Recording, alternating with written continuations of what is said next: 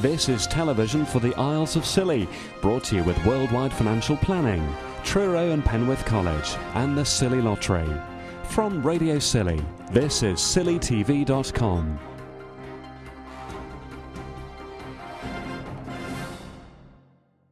The price of your tickets travelling to and from Scilly by air could rise after council has voted to put up fees that operators are charged by 4%. Alan Hicks, the airport manager, revealed that the numbers of aircraft using St Mary's Airport have fallen during the summer. In August, year on year, the helicopters are down 13%, the Islanders, operated by Skybus, down 8.5%, and the Twin Otter planes, operated by Skybus, down 22.31%. Overall, the deficit this year will be down 6%. It's hoped there will be an increase in passenger numbers over the winter months due to the new school build, but with the budgets not balancing, a price increase is required. Councillor Richard McCarthy thought it unfair to put up charges for helicopters who don't use all of the airport services, and he suggested a differing rate. But Fred Ticehurst told him there was no point looking at separate charging for the choppers, as the Civil Aviation Authority wouldn't allow it. Members agreed a 4% increase in fees to help make up the shortfall on income. A Scilly hotelier is celebrating his hotel being judged the 6th best in the world by the Sunday Times travel magazine. Hell Bay Hotel on Briar was described as having a chic coastal vibe. The reviewers liked the fact that you can use telescopes to enjoy astronomy there, but the recommendation came as a surprise to hotel boss Philip Callan. He was in St Mary's paper shop when he noticed the front cover of the magazine and decided to pick up a copy to see if any of the hotels included in the listing were known to him. Philip says the news is very good for staff who've left the hotel now at the end of the season. It should increase their employment prospects. And Philip says commendation like this is good for the islands generally. A dark, blustery Monday night, out of season and during half-term when many islanders are away, isn't boring for 8 St Mary's women who've started an organisation mixing creativity, socialising and fundraising. Every Monday night, the group are meeting at the Slip-In beneath the Mermaid to knit Christmas decorations out of wool for Alzheimer's charities. Lisa McGill says it was Julie Hicks' idea to mix the fun with fundraising. As you can see, it's very much a female group, but Lisa says they'd like to hear from some more male participants. Originally, knitting was often a male preserve. And Lisa says she hopes the club will extend its membership to participants from the off-islands too. A lifeboat crew from Alderney in the Channel Islands stopped briefly on St Mary's.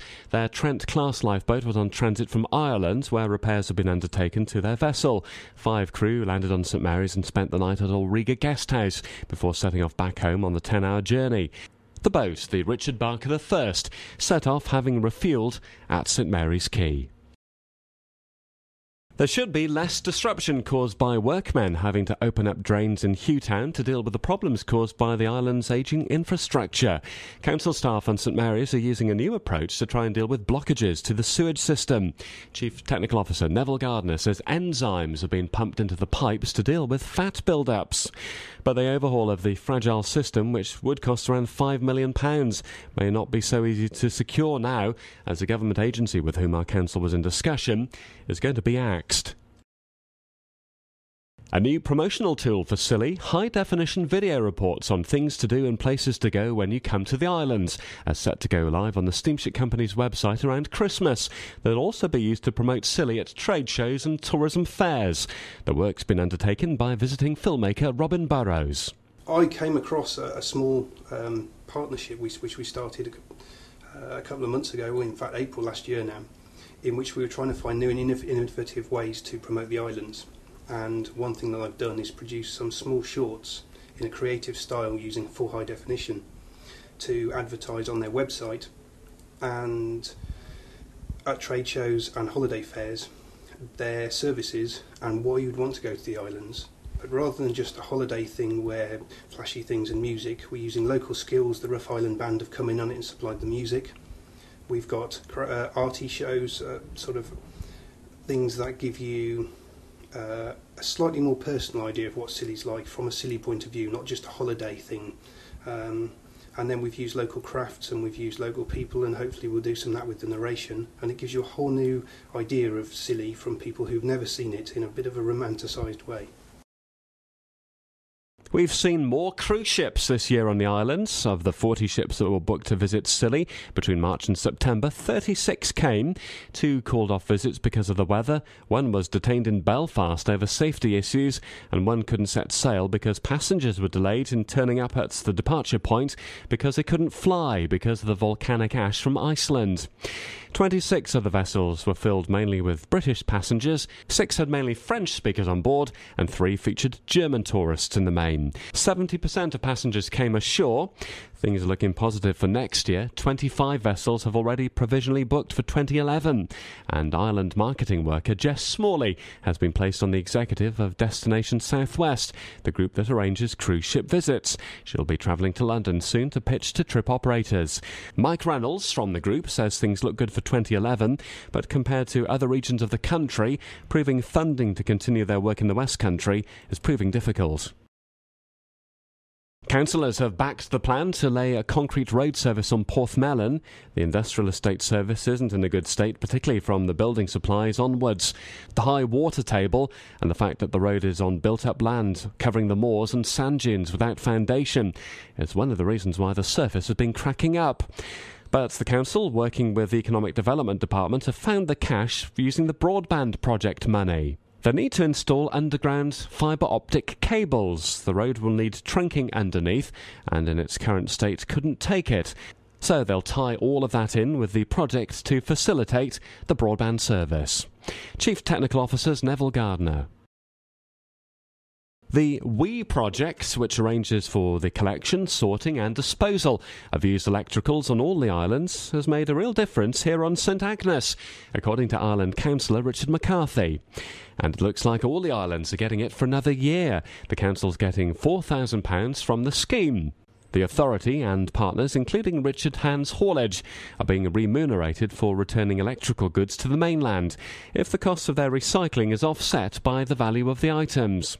Without the funding scheme, councillors have heard that returning electricals to Cornwall could be quite expensive, and dealing with fridges and freezers alone would have cost around £7,000.